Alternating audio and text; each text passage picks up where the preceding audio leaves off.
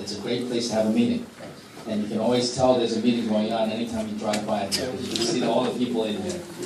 I certainly want to thank Gurpal and Felicia for making the arrangements. We have some young, dynamic, new blood here in the community, and I know they're going to be going a lot of places. So let's give them a round of applause, please. I'm privileged to see all of you here tonight. This is a club that I've known about. I guess, not too long, but I found out about this club several months ago, and for the last several months we've been trying to get here. And the last month there was a different speaker, but I was in the area, so I was looking to stop by, and I was graciously invited to speak tonight. This is a big year. A big year, 2013, where we have tremendous opportunity to make some deep, lasting change in this city, and I do believe that we need change. Over the last decade, we have seen a much more harsh climate for people in this city, where it seems like the control of the city and everything's gone much more corporate. It's all about billionaires and not upsetting them, otherwise they might leave us. And meanwhile, working men and women have had a much more difficult time, especially men and women who, pour their lives and their careers into bettering the city. And yet, in these very difficult economic times, have found themselves to be scapegoats for everything that's gone wrong. We need some deep policy changes, and I've advocated and formulated a plan to make changes in our fiscal policy. I've advocated for a reduction. Maybe I'm standing in the wrong place. Okay. I don't want to have my back to you, but I think I was too close to getting that feedback. Getting rid of some of these huge corporate subsidies that were supposed to create jobs, and through my auditing found that in many of these cases, after they took the hundreds of millions of dollars from taxpayers, they created no jobs. Meanwhile, we're closing down after-school programs and job training sites. We've got to fix our fiscal priorities and get them in order. We've got to change our tax policy, where right now, no matter how much you make, you pay pretty much the same rate of income tax in New York City. It's a flat tax.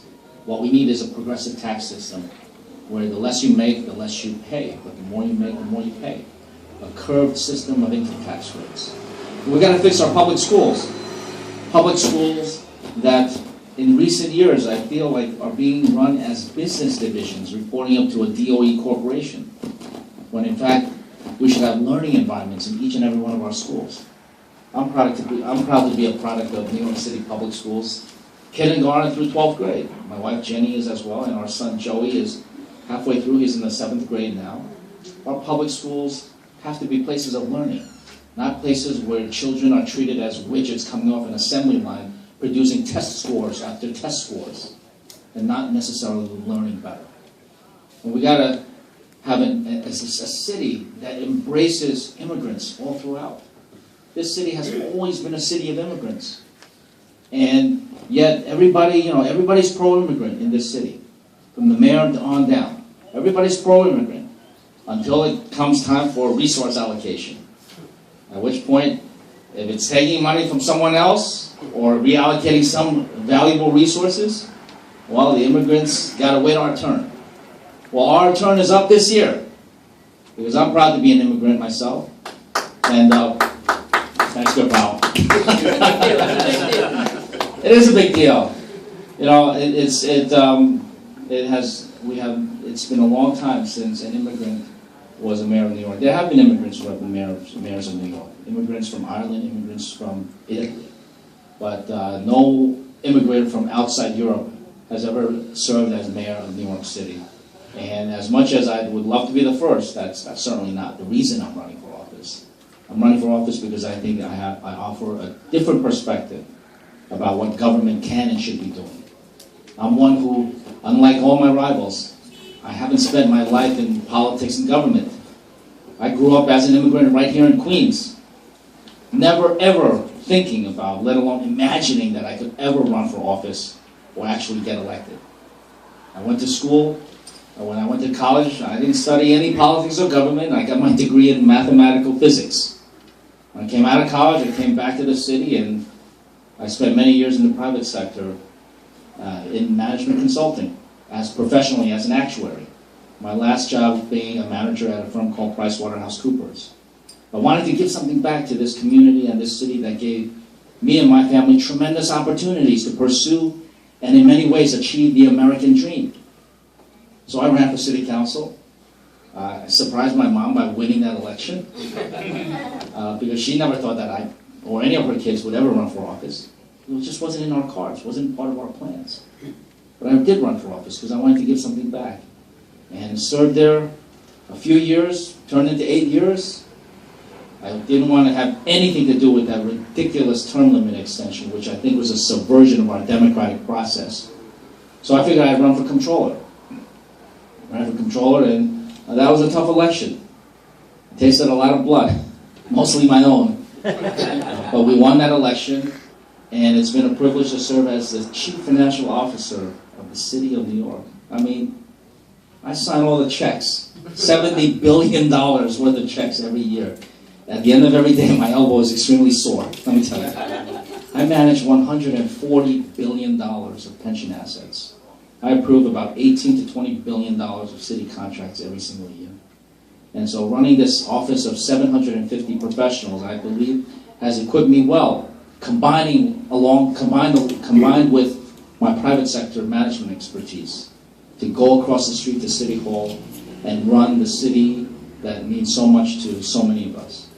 I think we can have much better times ahead, and times ahead with changes in our policy that ensure an economic recovery, not like the last economic recovery about 6 or 7 years ago, where really only the top 1% of New York earners saw increases in their income.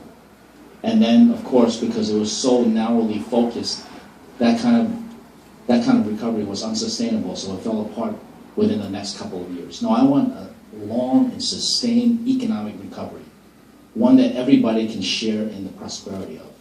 And that we can achieve by recognizing that our city continues to grow. We've been growing for the last 30 years, 500,000 people per decade. And that's expected to continue for the next 2 decades, with 1 million more people coming to New York City. Now, don't get scared. I mean, our city can handle the population.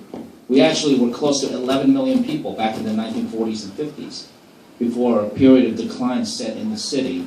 We hit rock bottom in the 1970s, but since 1980, our population has been increasing from 7 million to now close to 8.5 million.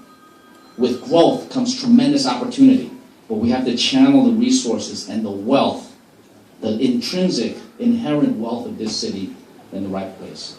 And we can do that by expanding the pie for everybody, giving more people economic opportunities, the very same opportunities that many of us came to this country to pursue in the first place. So I look forward to talking about all the different questions you have.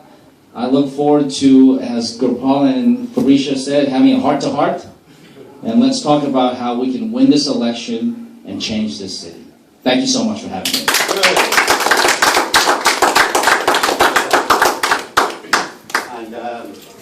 We'll open this up. We'll now open up the floor for the question and answer to the controller. Well, before